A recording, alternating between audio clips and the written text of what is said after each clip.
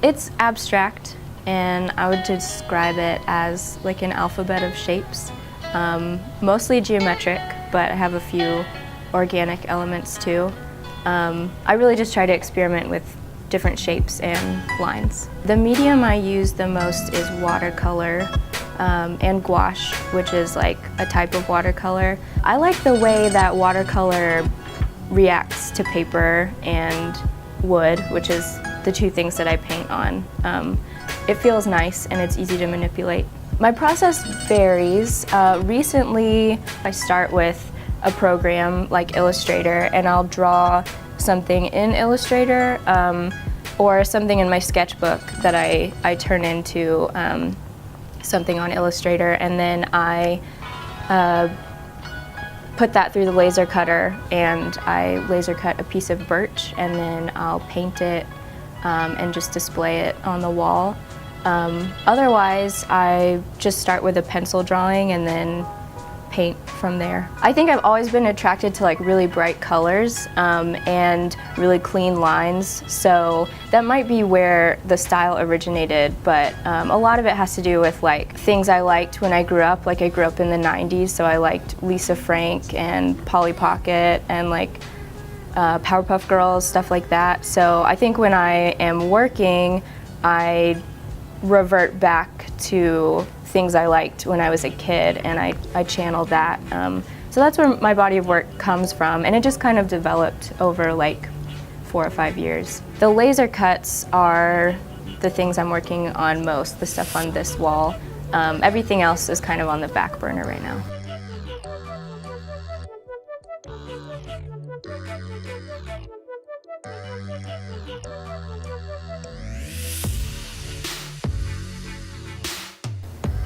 I make thread paintings, and that is where I take fabric, and usually cotton fabric, and I dye it, and then using a sewing machine and hand embroidery techniques, I sew on it and make an image with it. So I grew up sewing, and I made mainly clothes for myself initially, and I also love to paint. When I was in grad school about a year ago, I thought, well, is there a way I can combine the two, that I can combine sewing with my love for painting, and started playing around on my sewing machine, seeing what I could do, and figured I could make grass-like stuff on my sewing machine.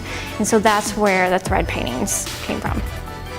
I'm teaching basic drawing, and so it's one of the first classes that art students take in their career. And my goal is to teach them the basic skills that they need in drawing and composition that they'll use in all their classes. I really love teaching, so I'm hoping I'll still have the opportunity to teach. And I also hope to continue to make artwork. So my ideal life post-graduation would be to teach part-time at hopefully a community college. I really like community colleges with their diverse populations, and also to continue to make the work like I'm making now. I begin, like I said, by photographing, basing things on a photograph of my experience of the land. And once I've picked an image and I have a composition that I'm happy with, I'll dye cotton fabric for the background. And so this piece began as sort of a pale blue up in the sky region, and then this area down here was a pale green. And once I have those colors picked, I'll cut out the fabric, and then I'll sew on it with my sewing machine using a zigzag stitch. And that's what all of these little stitches are all over it. Getting the sense of the trees in, getting a sense of ground, sort of very general shapes at this point.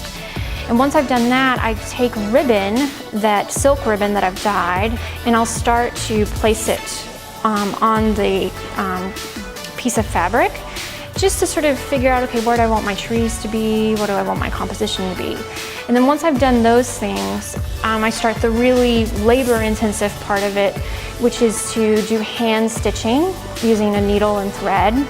That takes a really long time. It takes hours and hours to do that, but during that process, I build up all these really intricate layers that I think add a lot of visual dimension to the pieces.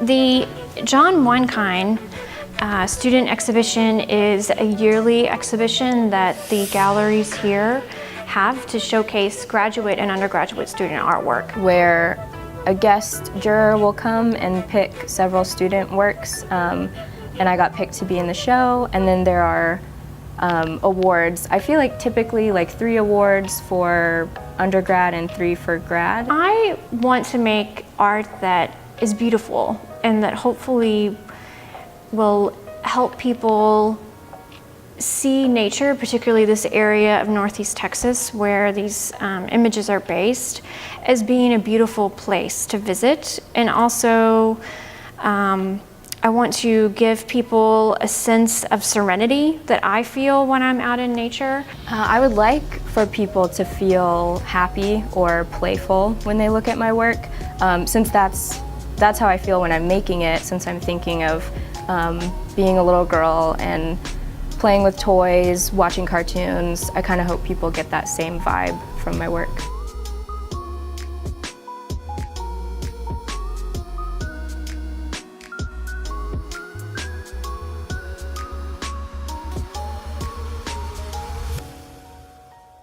The MFA program here it's been super helpful to my process. It's really different than undergrad. Like, I think it's a little less structured because you come in with like a body of work or a goal that you're trying to produce or develop, and then the faculty and the other grad students will just help you develop that.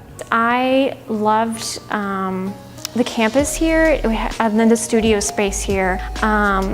Of the grad students, what they were working on, and everybody was doing really interesting things, and it had a really good energy here on campus. I felt like it was a very supportive community, and so I applied and was really thrilled when I got in. So it's kind of like getting to paint every day and getting some constant feedback from everyone on my work.